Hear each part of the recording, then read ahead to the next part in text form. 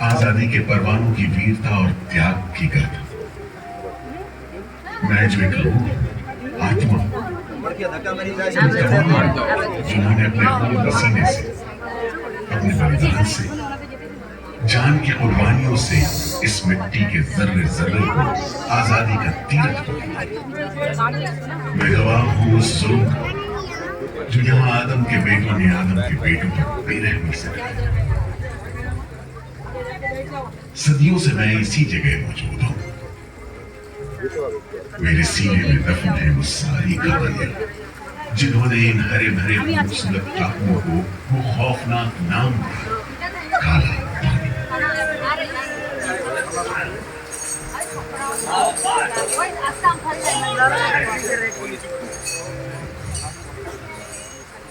तो वहीं से शुरू उसी हरियाणा से जो कैद करने वालों के जुल्म और कैदियों के खून पसीने से बेदाग।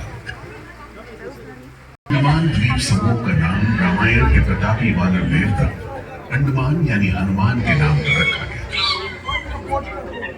पुराने जमाने से ये कहानी चली आती है कि जब राम ने लंका पर चढ़ाई करने की योजना बनाई थी तो पहले इन्हीं टापुओं से धावा मारने की सोची थी, लेकिन बाद में इरादा बदल धनुष कोटे से हमला किया।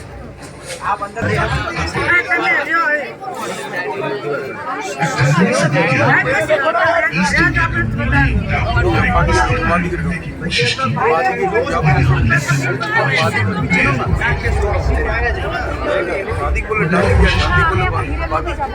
अगले 60-70 बरस तक किसी ने इन टापुओं की सुध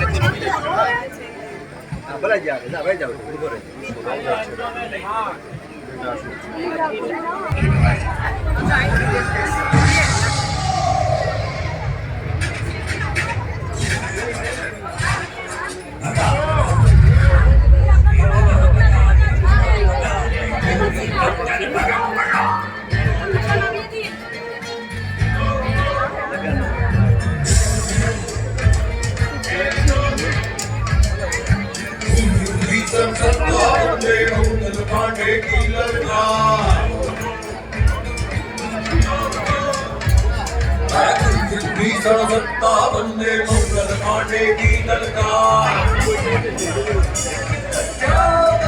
भारत छोड़ो जाओ अपने देश से बाहर। रानी झांसी तात्या तोपे, रानी झांसी तात्या तोपे, राजी दिल्ली दरबार।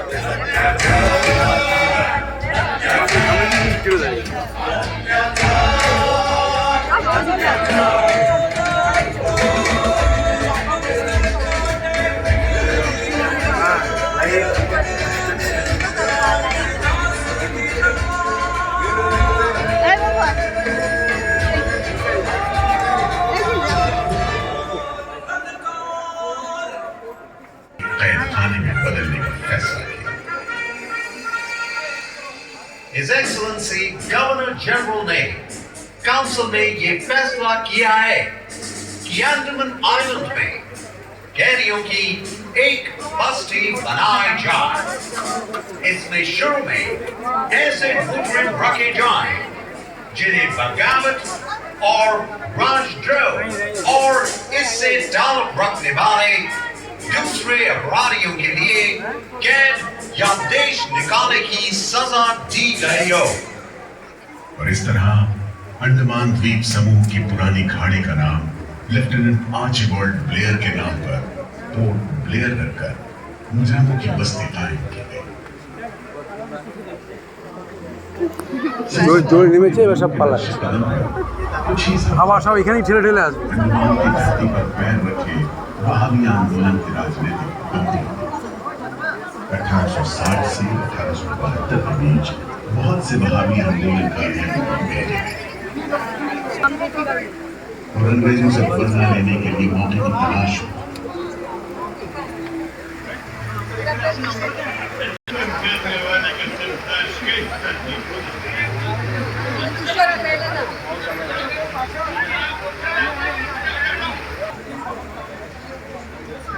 Mr. Bell, मैं सोचता हूँ तुम्हारे स्वर्ग समझते हैं।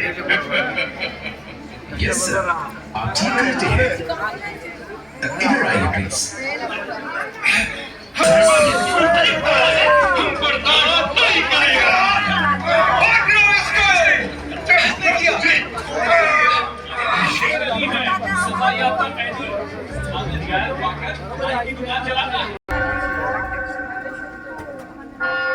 शायद इसी घटना का असर था कि ब्रिटिश सरकार ने कैदियों के साथ और भी कड़ाई बरतने के बारे में गंभीरता से सोचना शुरू किया।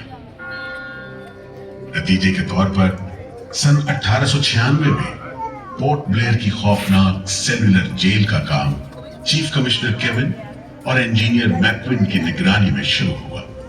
इसी जगह बने तो अच्छा रहेगा सर। इस पहाड़ी पर यस सर, हम इस पहाड़ी को ईस्ट का तरफ ऊपर से काटकर समुद्र से 60 फीट की ऊंचाई पर मैदान बना देगा। इस पहाड़ी पर जेल बनेगा। फौरन कारीगरों के अलावा 600 कैदियों को काम पर लगा दिया गया। इस जेल में एक वक्त में 700 कैदियों को बंद रखा जा सकता है। योजना के अनुसार जेल के बीचों बीच एक मीनार बनाई जाती थी, जिसकी 7 दिशाओं में 7 खंड किसी सितारे की भुजाओं की तरह निकले होंगे।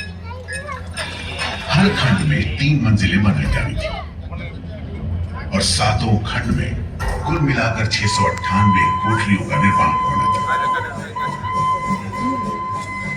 ईंटों की ढुलाई के लिए ट्रेन की 5 मील लंबी पटरी बिछाई गई। इमारत बनाने के लिए ढेर सारे सामान बर्मा से मंगवाए गए।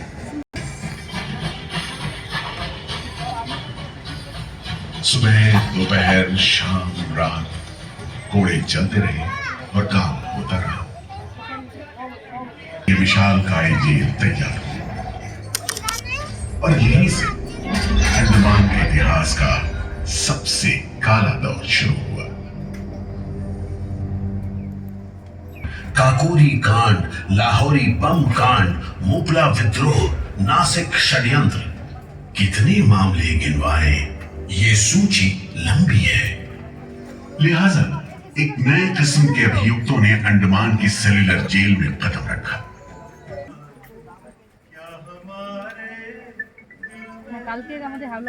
शास्त्री, बटुकेश्वर दत्त, हाजिर सचेंद्र नाथ सान्याल, हाजिर उल्लासकर दत्त, हाजिर पृथ्वी सिंह आजाद, पृथ्वी सिंह आजाद, हाजिर। हर आदमी सर को सौंपा। वो था सेल्युलर जेल का जेलर डेविड बेरी। जमादार जी हुजूर। नया कैदी लोग आया। जी सरकार, सभी लाइन से खड़े हैं। ठीक है, सुनो, इनसे कह दो कि इस जगह पर हम शेर को पालतू बनाता है।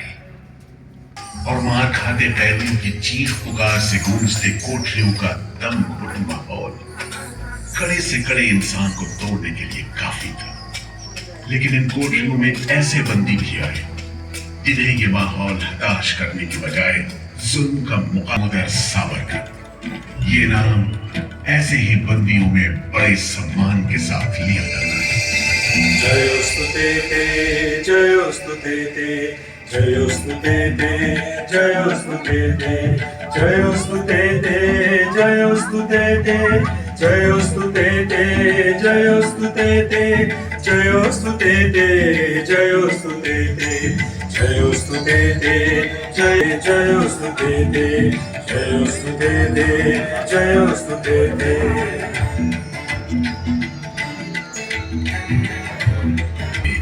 तो उनकी जंजीरों से जुड़े लोहे के पट्टे पर उनके जेल की मियाद खुदी हुई थी 50 बरस। 24 दिसंबर 1910 से 30 दिसंबर 1960 तक। विल सावरकर। इंदु भूषण, सुधीर, हेमचंद, तुम लोग इधर चलो, नारियल के बोरे उठाओ। हर बोरे में है 25 सेब नारियल। इन्हें पहुंचाओ तीसरी मंजिल पर। शाम तक हर आदमी को 30 पाउंड तेल निकालना है। जी हुजूर, ये पहला बार काम नहीं पूरा किया जी, इस वास्ते इसको एक हफ्ता आबकारी में रखो। जी हुजूर। ये बागी का बच्चा है, इसको बेड़ी डालो, इसको भी बेड़ी डालो 6 महीने तक। जी हुजूर। तुम अब तक 5 बार काम का कोटा पूरा नहीं किया, हम तुमको इस बदमाशी का मजा चखाएगा। तेल के लिए कोल्हू में बैल जोते जाते हैं। वो भी दिन में 10 से 12 सेर से ज्यादा तेल नहीं निकाल पाते। क्यों काम नहीं करेगा? 6 बर्ताव ये जमादार करते हैं, उसमें मैं काम नहीं करूंगा।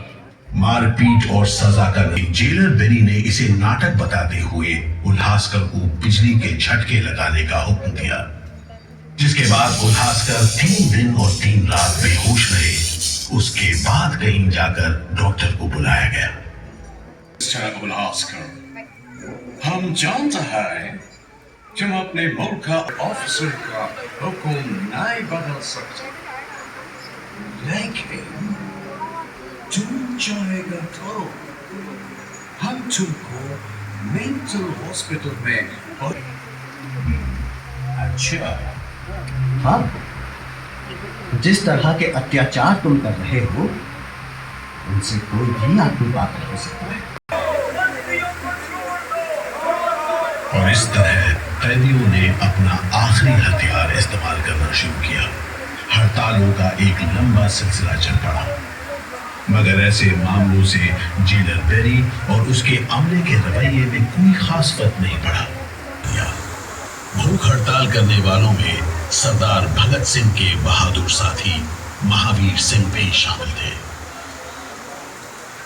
हड़ताल के 5वें दिन जब कैदियों को जबरदस्ती खुराक दी जाने लगी तो महावीर सिंह ने ताकतवर विरोध किया। जालिमों, तुम नहीं जानते कि हम कौन हैं। हम मर सकते हैं, छुपकर नहीं रह सकते। हमें ऑर्डर मिला है तुम्हें दूध पिलाने का। किसी को कानो कान खबर ना हो। मैं तो कहता हूँ साहब, इसकी लाश को। और फिर 45 दिन बाद 26 जून 1900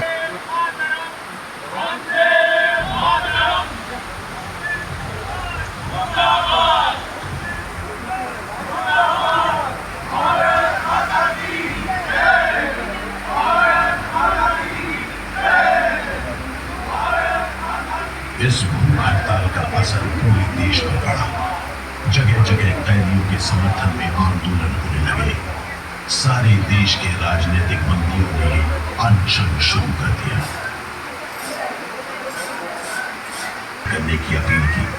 और 28 अगस्त 1937 को गांधी जी ने सेलुलर जेल के बंदियों को तार से संदेश भेजा। गुरुदेव रविंद्रनाथ टैगोर और वर्किंग कमेटी की राय में अपनी अपील भी जोड़ना चाहता हूँ। आप सब हड़ताल वापस ले लें।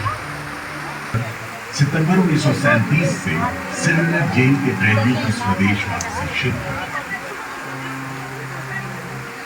आखिरी जत्था जनवरी 1938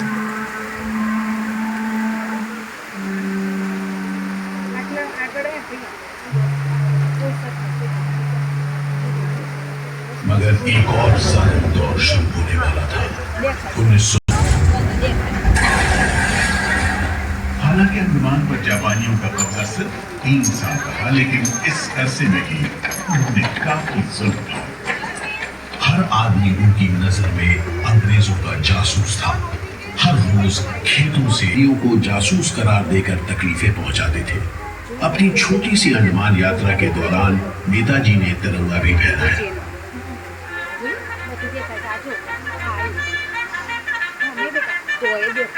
अगस्त 1945 में दूसरा महायुद्ध समाप्त हुआ।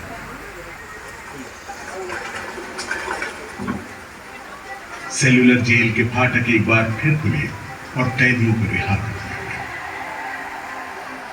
इसके बाद 2 साल के अंदर भारत में ब्रिटिश सरकार का शासन खत्म हो गया।